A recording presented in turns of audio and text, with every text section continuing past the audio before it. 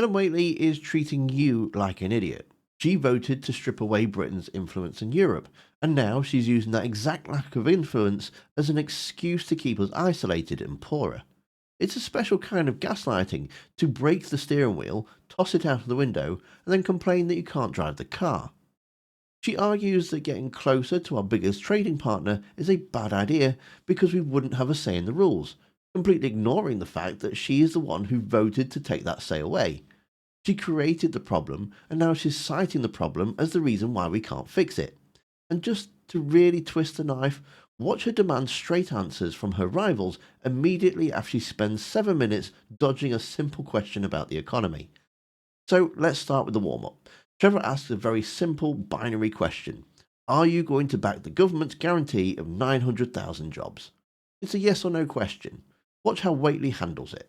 Whatley, are you going to back the government's guarantee of 900,000 jobs for or training places for young people?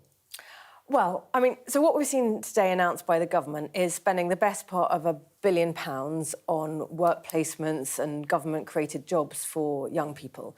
That sounds all very well, but the fact is, and it's the absurdity of it, is just 2 weeks ago we had a budget from the Chancellor which is expected to destroy 200,000 jobs. A year ago we had a budget from Labour which was destroying 150,000 jobs. And we know that the jobs that have been particularly hit by Labour's policies, like the jobs tax, that national insurance rise, are jobs for young people. For instance, jobs in hospitality, where around 90,000 jobs have been lost. So the problem we have here is a government whose policies are destroying jobs, destroying opportunities for young people, now saying they're going to spend taxpayers' money on creating work placements. It's just simply the wrong answer. I mean, to me, give me a moment, it's a classic Labour approach to a problem where they think government has got the answers when actually government is the problem. Or would you rather they didn't provide 900,000 training places? So there is a time and a place for programmes that support people who are struggling to get into work, whether it's... Why isn't that time and place now? Let me just finish. For instance, supporting people with skills, supporting people with work readiness. Now, I speak to lots of charities, for instance, that organise these kind of work placements and programmes. And I say, there's a time and a place, and some of them are really helpful when somebody is particularly missing on the skills that are needed for the jobs in their area. And when we were in government, we had some programmes like this. But it's not an answer if what you're doing is faster than you can support people to get into work, destroying the jobs that actually would otherwise be out there. This is the problem. But I don't quite understand. I can understand if you're saying, I wouldn't start from here, but here is where we are.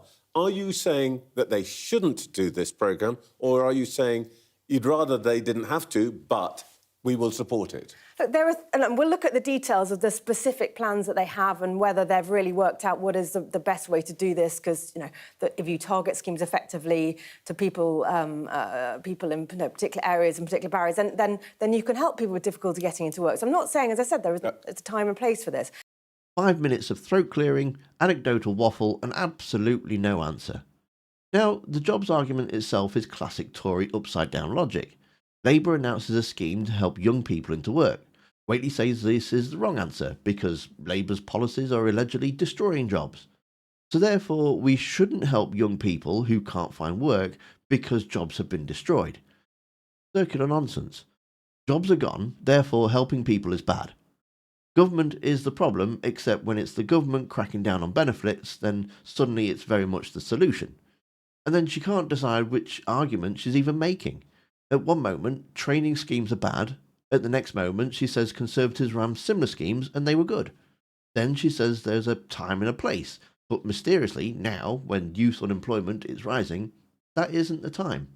Yet seconds later, she's lecturing us about how people want straight answers from politicians. And I think what the public want from politicians of all parties is straight answers.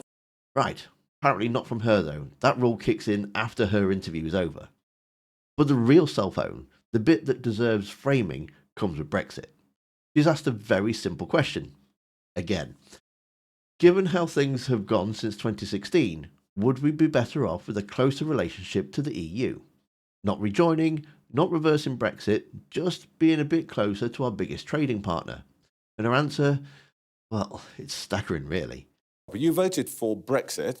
Would you agree with David Lammy that the experience since 2016 has demonstrated that we'd be better off with a closer relationship, if not membership of the EU, but a closer relationship, for example, negotiating a customs union? Well, deal? I mean, I feel like people don't want the Brexit arguments rehashed, but we did go through them and we can talk about it again. And the fundamental problem with being in the customs union but being outside the European Union is that you don't have influence over the rules and regulations that come to you as you're part of the customs union.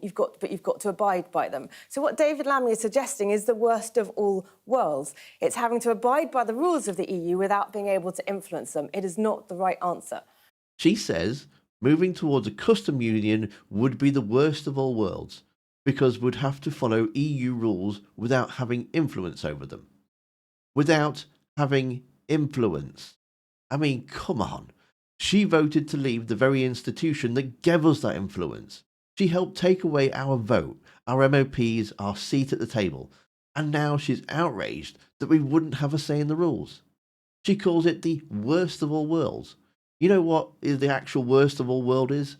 The one where we have no trade, no growth and no influence.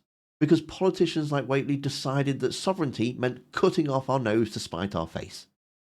She's using the consequences of her own vote as a justification to double down on the damage. It's circular, it's cynical, and quite frankly, it's insulting. She wants straight answers. Here's one: you broke it, you own it. And to see the moment Helen Whatley goes head to head with reform, click the video that's on screen now. Thanks for watching, don't forget to hit that like button, and I'll see you next time.